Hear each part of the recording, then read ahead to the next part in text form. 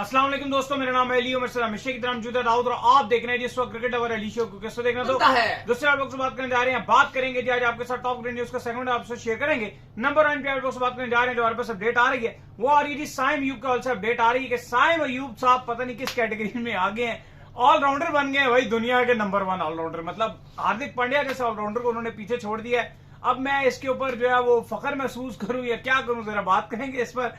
बात करेंगे दूसरी तरफ मोहसिन नकवी ने जो इंडियन मीडिया झूठी खबरें झूठी प्रोपेगेंडे फैला रहा था कि भाई मोहसिन नकवी ने माफी मांग ली, उन्होंने एक बार फिर चपेड़ मारी है इंडियन मीडिया के मुंह के ऊपर। क्या कहना चेयरमैन मोहसिन नकवी का, जो हम कल आपको कह रहे थे, लोग कह रहे हैं ऐसी कोई बात हुई ही नहीं है। मोहसिन नकवी ने फिर कहा पुत्र इन पर्सन आओ ट्रॉफी लेके जाओ। क्या कहानी वो बताएंगे।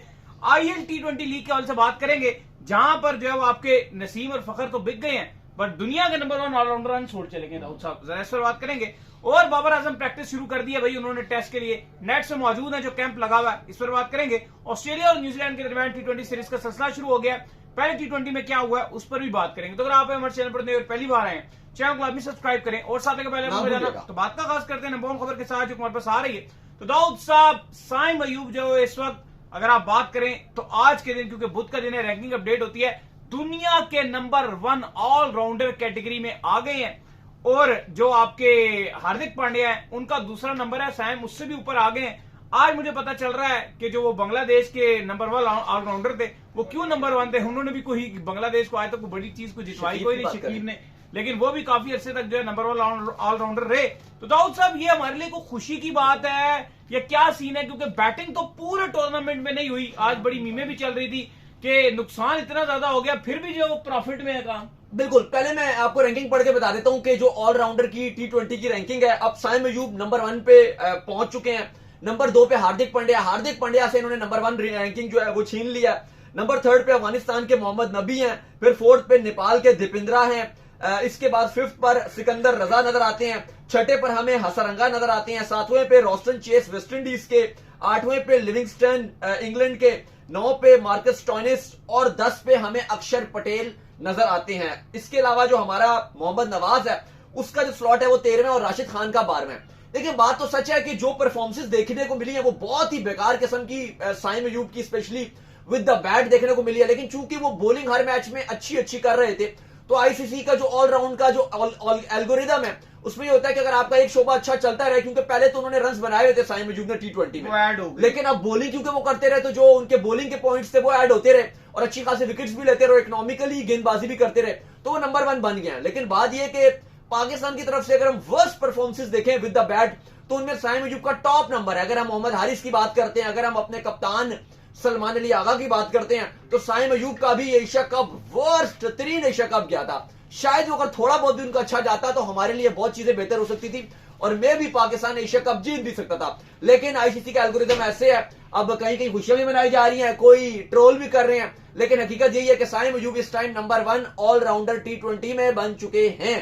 खैर जी, इसके बाद जो अपडेट आ रही है हमारे पास वो आ रही है चेयरमैन मोहसिन नकवी के हवाले से। तो कल हमने आपको अपडेट दी थी कि चेयरमैन मोहसिन नकवी ने जो है वो जो इजलास हुआ था उसमें उन्होंने एक ही बात की थी। जब उनसे जो BCCI के जो एहलकार थे उन्होंने ये कहा कि भाई हमें जो है ट्रॉफी चाहिए, ट्रॉफी की डिमांड की, तो उसमें उन्होंने एंड में ये कहा था कि ठीक है आप जो अपने कप्तान है उनको जो एशियन क्रिकेट काउंसिल का दफ्तर है दुबई में वहां भेज दीजिए, मैं उनको वहां पर ट्रॉफी दे दूंगा। लेकिन आज इंडियन मीडिया ने एक नया शोशा छोड़ दिया, वहां पर जो है ये चला दिया कि चेयरमैन मोहसिन नकवी ने BCCI से जो है माफी मांगी है, उनसे जो है वो बड़ी रिक्वेस्ट की है, ये किया वो किया, जिसके ऊपर चेयरमैन मोहसिन नकवी खुद आए और उन्होंने खुद आगे ट्वीट कर दिया है कि किसी किस्म की कोई माफी शाफी मैंने किसी से नहीं मांगी है, और जो बात हमने कल कही थी आज आकर उन्होंने उसको दोहरा दिया है कि मैंने उनको यही कहा कि भाई इन पर्सन आए और मेरे से आगे एशियन क्रिकेट काउंसिल के दफ्तर में ट्रॉफी ले जाएं। अच्छा, इंडियन मीडिया में आज चल क्या रहा है? आज इंडिया मीडिया में जो बड़ी बेबुनियाद सी चीज चल रही थी कि मोहसिन नकवी ने, झूठा मीडिया दुनिया का नंबर 1, सुने चल ये रहा था लगातार जो उनके न्यूज चैनल्स हैं, मैं उसकी बात बता रहा हूं, उसमें चल रहा था कि मोहसिन नकवी ने BCCI से माफी मांगी और साथ फिर इंडियन मीडिया अगली सेंटेंस बोलता है लेकिन उसके बावजूद मोहसिन नकवी जो है वो ढिठाई पर बरजमान रहे और उन्होंने ट्रॉफी नहीं दी। मतलब आप उनकी बात में ही देखो कि कितना कॉल और फेल में कितना तजाद है। माफी मांगी ट्रॉफी भी नहीं दी, साथ वो कहते हैं कि उन्होंने माफी मांगी और वो कहते हैं मैं ट्रॉफी नहीं दूंगा। ये कैसी माफी मांगा कि वो कहते हैं जी कि मैं माफी तो मांग रहा हूं लेकिन ट्रॉफी नहीं दूंगा। इस पर मोहसिन नकवी आए और उन्होंने कहा है कि ये बिल्कुल झूठ है और बिल्कुल ये प्रोपेगेंडा किया जा रहा है। ना मैंने पहले माफी मांगी और ना ही मैं माफी मांगूंगा क्योंकि मेरी कोई गलती नहीं है। उन्होंने कहा कि being Asian cricket council president और चेयरमैन मैं हमेशा क्रिकेट को पॉलिटिक्स से अलग रखता हूं और मैं ये कहता हूं कि जो ट्रॉफी है वो बिल्कुल इंडिया की है। और मैंने कब कहा कि मैं इंडिया को नहीं दूंगा, मैं पहले भी खड़ा रहा इंडिया को ट्रॉफी देने के लिए, मैं अभी भी तैयार हूं इंडिया को ट्रॉफी देने के लिए। आए वो मेरे ऑफिस में और जाके ले लें। समझ ये नहीं आ रहा कि बीसीसीआई और इंडियन मीडिया क्या चाहती है। भाई ट्रॉफी तो एशियन क्रिकेट काउंसिल का जो प्रेसिडेंट होता है वो ही देता है ना। अब आप क्या चाहते हैं कि हम पाकिस्तान से मथीरा को भेजें कि भाई मथीरा आप ट्रॉफी दें इनको, या हम माहिरा खान को भेजें कि वो सूर्य कुमार यादव को ट्रॉफी देगी?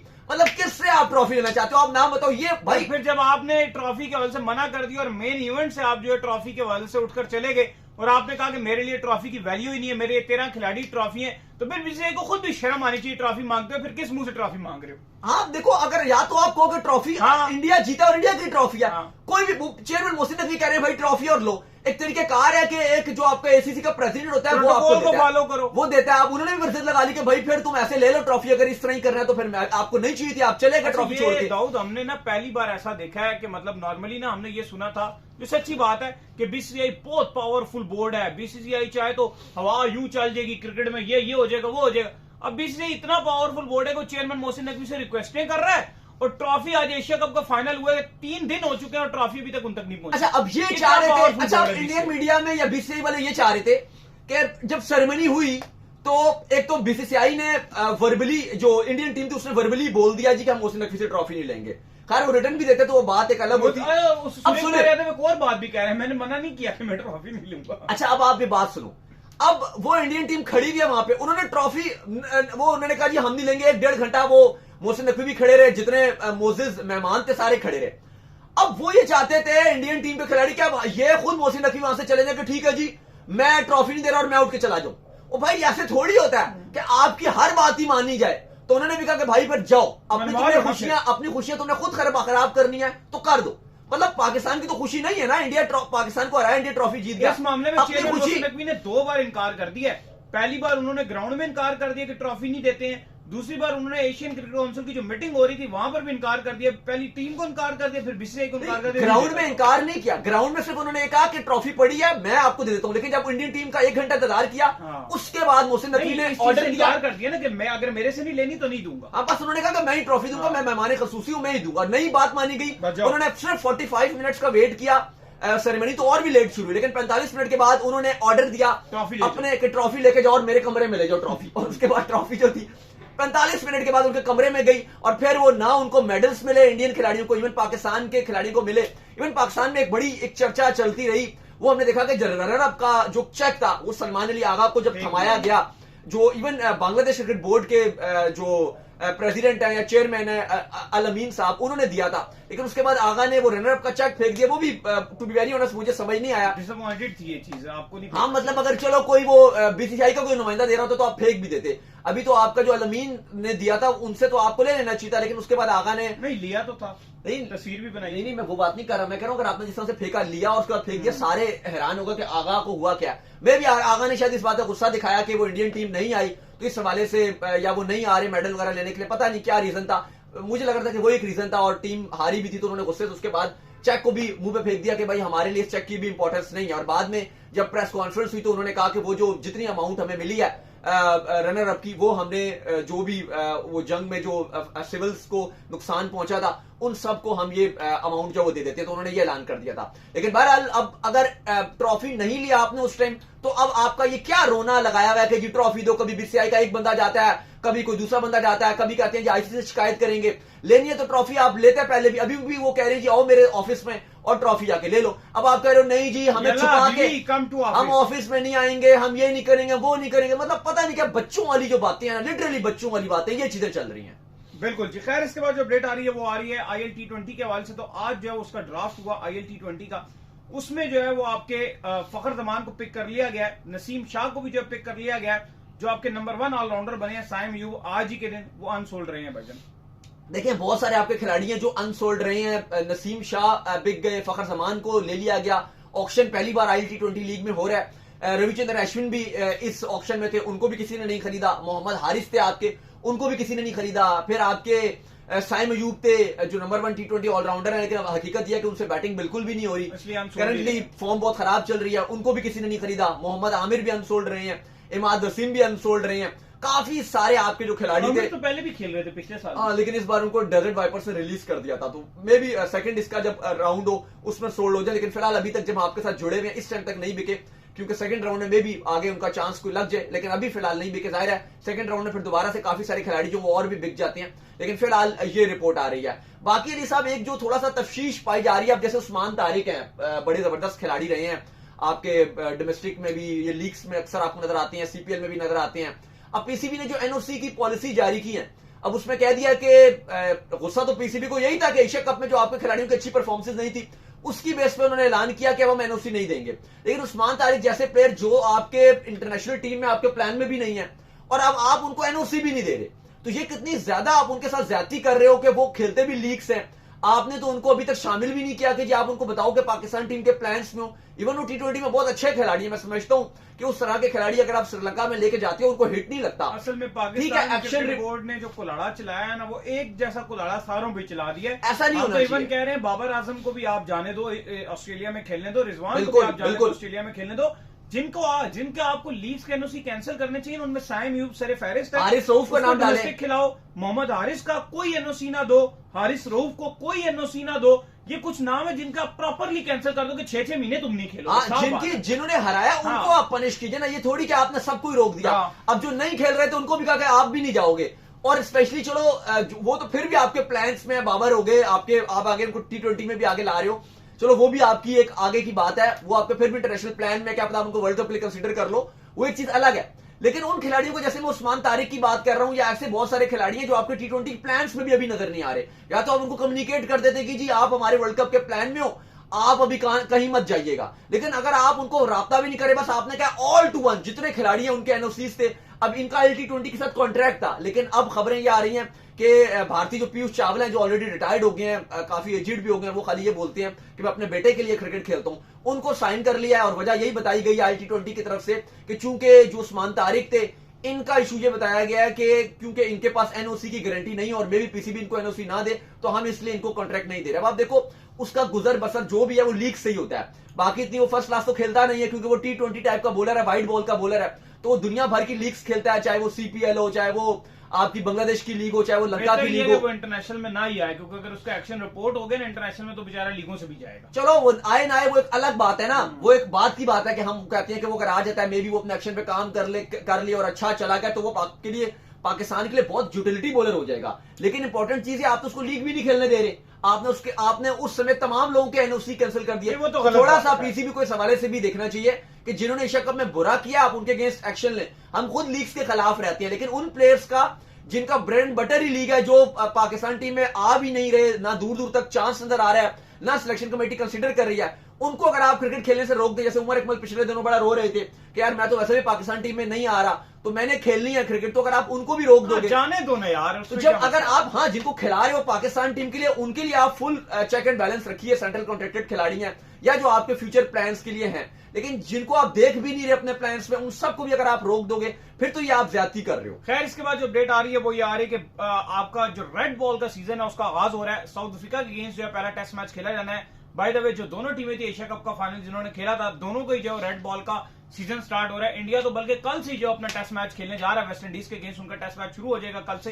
पाकिस्तान का जो 10 तारीख से साउथ अफ्रीका के अगेंस्ट जो है टेस्ट मैच शुरू होगा, इसके लिए जो कैंप लगा हुआ है, 12 से जो है, और कैंप में जो है बाबर आजम बड़ी जबरदस्त किस्म की जो प्रैक्टिस करते हुए दिखे। स्पिनर के अगेंस्ट जो है बाबर आजम बड़ी प्रैक्टिस कर रहे हैं भाई। हाँ देखिए, बिल्कुल आपने एक बात की कि जब एटलीस्ट जब आप एक बड़ा टूर्नामेंट खत्म करते हो तो एटलीस्ट 2 हफ्ते के बाद आपको खेलनी चाहिए क्रिकेट। अब इंडिया कल से अपना वेस्ट इंडीज के साथ सीरीज शुरू कर रहा है, और अब आप देखो ना, एक दिन के बाद ही उन्होंने जो है वो रिपोर्ट अब आप देखो कि एशिया कप इतना हाई वोल्टेज एशिया कप हुआ है, तमाम व्यूअरशिप के जो रिकॉर्ड थे इंडिया में चीखें चल रही थी कि बायकॉट बायकॉट बायकॉट, मीडिया वाले, YouTubers, sports journalist, digital fans boycott करेंगे बायकॉट करेंगे। इंडिया ने इतनी व्यूअरशिप इस बार दी है कि वो तमाम अगले पिछले रिकॉर्ड ही टूट गए। एशिया कप की जो कल मीटिंग हुई थी उसमें सारे बोर्ड मेंबरान से एक दूसरे को मुबारकबाद दी कि इस एशिया कप में तमाम के तमाम जो रिकॉर्ड्स थे वो टूट चुके हैं। डबल व्यूअरशिप आई है, इतनी बड़ी व्यूअरशिप आ गई। और हमेशा कहा जाता है जी कि वन साइड मैच हो गया, आकाश चोपड़ा कहते हैं मजा ही नहीं आता एशिया कप में, ये हो गया वो हो गया। तो मैं आपसे बात कर रहा था कि एटलीस्ट जब इतने हाई वोल्टेज मैच होते हैं, हो जाती है एशिया कप जैसे एक बड़े टूर्नामेंट खत्म होते हैं या आईसीसी इवेंट भी खत्म हो, तो आपको एटलीस्ट 2 हफ्ते का गैप देना चाहिए। अभी 2 दिन के बाद इंडिया सीरीज शुरू कर रहा है, कल से वो दोबारा खेल रहे हैं। आप देखो ना, वो आपने इतनी हाई क्वालिटी क्रिकेट खेली, अब आप कल सुबह से आप 9 बजे से आप शुरू हो जाओगे नरेंद्र मोदी स्टेडियम में मैचेस खेलना। वो इतनी लो क्वालिटी, वो अंधेरा अंधेरा सा ग्राउंड में नजर आ रहा होता है सुबह सुबह के टाइम, क्योंकि वो थोड़ी सी वो क्वालिटी भी गिरी हुई होती है। तो वो आप कहां लेकर जा रहे हो ना, वो फैंस को इतना भी इंटरेस्ट आता है। खेल भी वेस्ट इंडीज से रहे हो। पाकिस्तान का फिर भी एक अच्छी चीज है कि हम 12 तारीख से हम अपनी सीरीज खेल रहे हैं, एटलीस्ट हमने 2 हफ्ते का पूरा गैप दिया है। तो ये बहुत ज्यादा, अगर आप क्रिकेट शुरू कर देते हो बैक टू बैक, आप बिल्कुल रखवाओ, लेकिन एटलीस्ट थोड़ा सा गैप दो। ये फैंस के लिए भी एक अच्छी चीज होती है और क्रिकेटर्स के लिए भी अच्छी चीज होती है। बहरहाल बाबर आजम के वाले से जो अच्छी अपडेट आ रही है कि बाबर आजम, आपको पता है टेस्ट स्क्वाड में उनका नाम भी है, और बाबर आजम ने भरपूर प्रैक्टिस का आगाज कर दिया। कल भी उन्होंने प्रॉपर नेट्स किए थे, आज भी हमने वीडियोस देखी हैं जहां पे उनको भी पता है क्योंकि जो विकेट्स हैं वो प्रॉपर स्पिन की होनी है। तो बाबर आजम जो पूरे आज के सेशंस कर रहे होते हैं, वो 90% जो खेलते हैं वो स्पिन को खेल रहे हैं, क्योंकि बाबर को भी पता है कि उनकी जो सबसे बड़ी कमजोरी नजर आ रही है पिछले 2-2.5 साल से, वो स्पिनर में फंस रहे हैं और स्पिनर उनको बहुत जल्दी आउट कर जाते हैं। लेग स्पिनर भी, चाहे बाकी ऑफ भी, कोई भी स्पिनर हो, वो फंस रहे होते हैं। तो बाबर आजम इस टाइम भरपूर किस्म की प्रैक्टिस कर रहे हैं और ऐसा लग रहा है कि बाबर आजम रेडी हैं अपने कम बैक करने के लिए, क्योंकि वेस्ट इंडीज के अगेंस्ट ओडीआईस में भी जब उनको मौका मिला था तो उनका बल्ला खामोश रहा था और परफॉर्मेंस उनकी अच्छी नहीं हुई थी। तो अल्टीमेट एक प्लेयर का कम बैक वही होता है कि जिसमें वो एक अच्छी हार्ड वर्क करे, एक अच्छे नेट्स करे, एक कॉन्फिडेंस हासिल करे और फिर ग्राउंड में करके दिखाए। तो बाबर आजम अपनी दोबारा बेसिक्स पर आ चुके हैं और बाबर आजम अपने कम बैक के लिए प्रॉपर अपने जो नेट्स कर रहे हैं, प्रॉपर बल्ले के साथ जब बॉल को लगाते हो तो ऑटोमेटिक आपको वो कॉन्फिडेंस चाहिए होता है। तो बाबर आजम ने, अगर हम पूरा पिछला 1 महीना देखें, ठीक है बीच में वो इधर उधर दुबई शुबई और इधर उधर जाते रहे, लेकिन उसके बाद अगर हम देखें तो फोकस जो है उनका टोटल अपनी प्रैक्टिस पे रहा है और वो कोशिश पूरी कर रहे हैं कि वो एक अच्छा और ग्रैंड कम बैक करें। खैर, इसके बाद जो अपडेट आ रही है वो आ रही है ऑस्ट्रेलिया और न्यूजीलैंड के ऑल से अपडेट आ रही है कि ऑस्ट्रेलिया और न्यूजीलैंड के दरमियान T20 सीरीज का जो सिलसिला शुरू हो गया। आज इवन न्यूजीलैंड जब पहले बैटिंग कर रहा था उन्होंने अपनी बहुत अर्ली विकेट्स गंवा भी दी। 3 विकेट्स गंवाने के बाद भी उन्होंने बड़ा जबरदस्त किस्म का रन जो है वो बोर्ड के ऊपर लगाया। लेकिन ऑस्ट्रेलिया लग रहा है कोई जायंट ही बन चुका है T20 में और वो किसी को भी नहीं छोड़ रहा बैटिंग से। मिचेल मार्श आते हैं और अलग ही तरीके से शुरू करते हैं और दाऊद साहब फिर भी वो चेज कर गए। देखिए, न्यूजीलैंड में मैच खेला जा रहा था, बे ओवल में क्या कमाल किस्म का मैच हुआ है। पहले न्यूजीलैंड की बैटिंग का आगाज हुआ तो ऊपर से पे दर पे विकेटें गिरना शुरू हो गई और 6 रन पर 3 खिलाड़ी न्यूजीलैंड के पवेलियन जा चुके थे। उसके बाद न्यूजीलैंड की तरफ से रॉबिन्सन ने कमाल कर दिया भाई, नॉट आउट 66 गेंदों पे 106 रन बनाए, 5 छक्के और 6 चौकों की मदद से, जिसके बाद न्यूजीलैंड 181 रन बोर्ड पे लगा सका और लग रहा था कि न्यूजीलैंड ने तो कमाल कर दिया। लेकिन भाई ऑस्ट्रेलिया ने क्या क्रिकेट खेली है यार। मिचेल मार्श कप्तान ओपनिंग करने आए, 42 गेंदों पे 85, 5 छक्के 9 चौके। ट्रेविस हेड वही इंटेंट, 18 गेंदों पे 31, मैट शॉट 18 गेंदों पे 29, टिम डेविड 12 गेंदों पे 21 और ऑस्ट्रेलिया ने यह टारगेट 16 ओवर्स में 185 बना डाला। 182 के टारगेट में जो न्यूजीलैंड ने 181 बनाया था, ऑस्ट्रेलिया ने 185 बना डाला सिर्फ 16.3 गेंदों पे, 4 विकेट नुकसान पे और 6 विकेटों से ये पहला T20 मैच जीत लिया। तो भाई ऑस्ट्रेलिया तो एक अलग ही मूड पे नजर आ रहा है और ऐसा लग रहा है कि वर्ल्ड कप 2026 के लिए ऑस्ट्रेलिया खतरे की जो घंटियां हैं वो तमाम टीम्स के लिए बजा रहा है कि भाई मैं नहीं छोड़ने वाला। हाँ, कंडीशन का बहुत फर्क होगा क्योंकि न्यूजीलैंड और ऑस्ट्रेलिया की कंडीशन ऐसी होती है कि ऑस्ट्रेलियाई बल्लेबाजों को सूट करती है, वो जो उनकी इंटेंट होती है ना, आओ मारो आओ मारो, उनको इंडिया लेकिन सूट करती है। आईपीएल में हमने देखा बड़े बड़े रन करते रहे हैं, लेकिन ट्रेविस हेड, मिचेल मार्श सारे मारते हैं। लेकिन अब जाहिर अभी वर्ल्ड कप का शेड्यूल अभी नहीं आया, कहा जा रहा है अक्टूबर नवंबर में इसने शेड्यूल ने आपका रिलीज होना, नवंबर में पॉसिबल है कि आएगा वर्ल्ड कप का जो शेड्यूल है।